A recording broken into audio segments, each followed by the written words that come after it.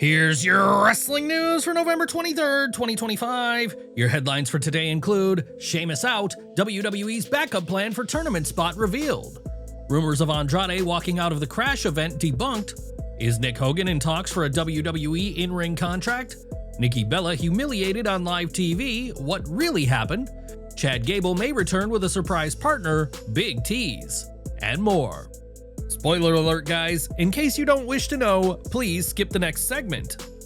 The replacement for Sheamus in the Last Time Is Now tournament has been confirmed, and WWE has gone with a major name. According to PW Insider, The Miz will officially take Sheamus' spot and face LA Knight in a quarterfinal match on next week's episode of SmackDown.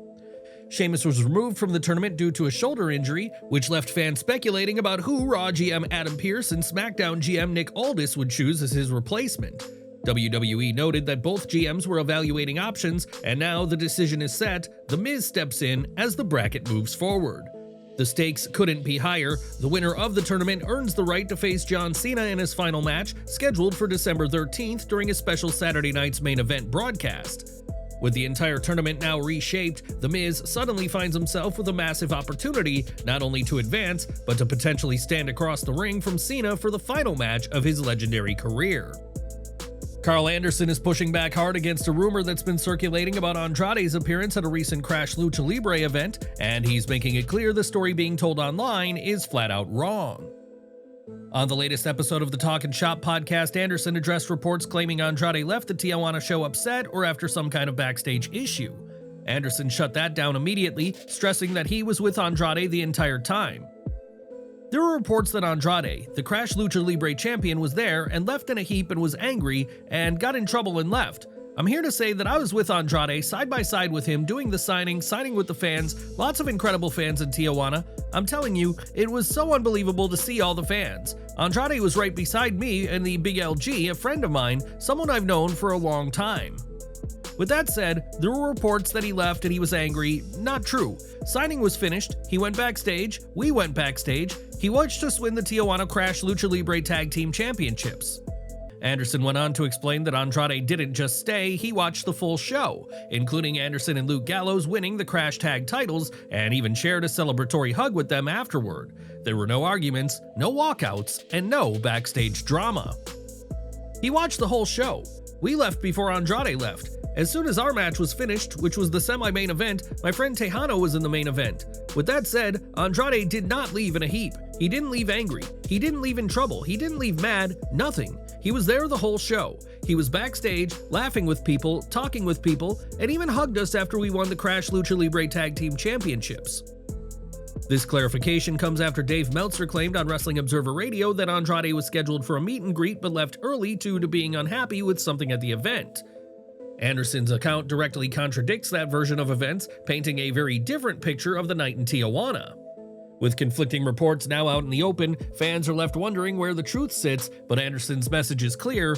Whatever happened at the Crash, Andrade wasn't the angry, storming out figure some tried to portray. Would you like to see Andrade address this rumor directly, or should the situation be put to rest now that Anderson has clarified it? Enjoying the video? A quick like goes a long way in helping us grow and deliver more wrestling news you care about. Nick Hogan sparked immediate speculation after a gym photo of him training with NWA star Brian Idol went viral, and he didn't exactly shut the door on the idea when questioned about it. But a new update from Fightful Select is giving fans a clearer picture of where things actually stand.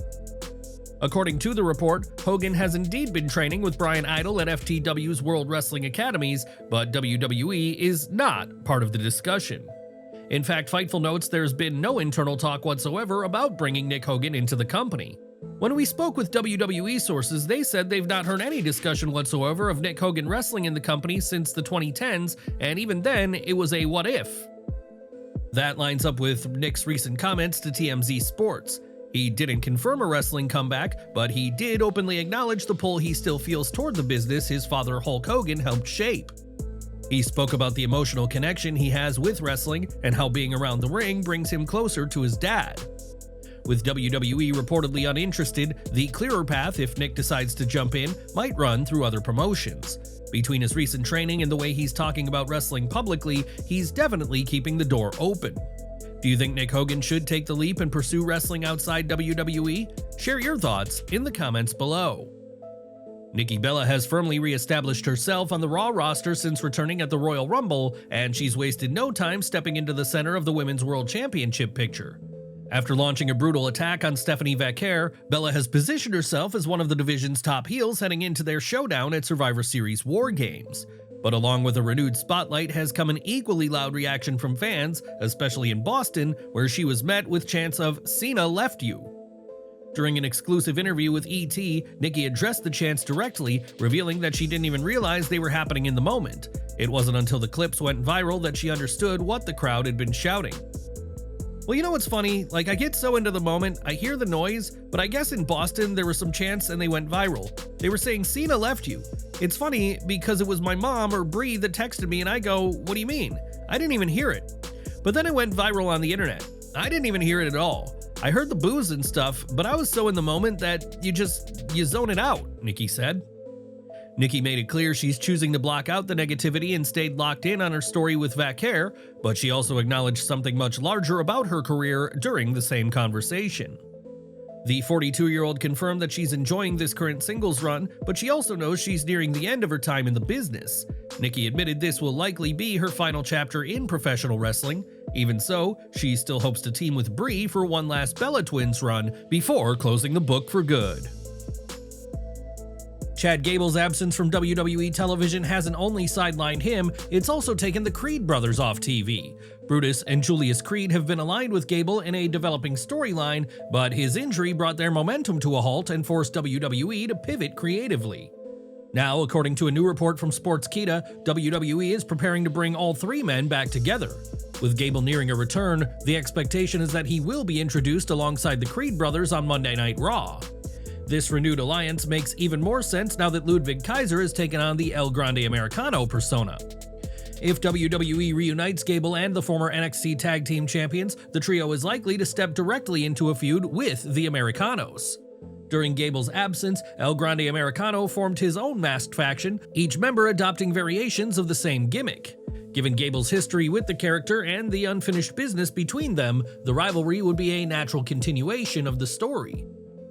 Gable's recent visit to the Performance Center, a common sign that a superstar is entering the final stages of recovery, suggests his in-ring return is only weeks away. Once he's cleared, reuniting with the Creed brothers and stepping into a high-profile feud appears to be the immediate direction.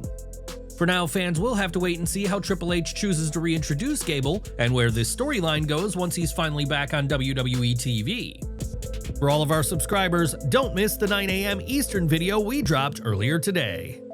Smash that bell icon and select all notifications so you're always in the loop.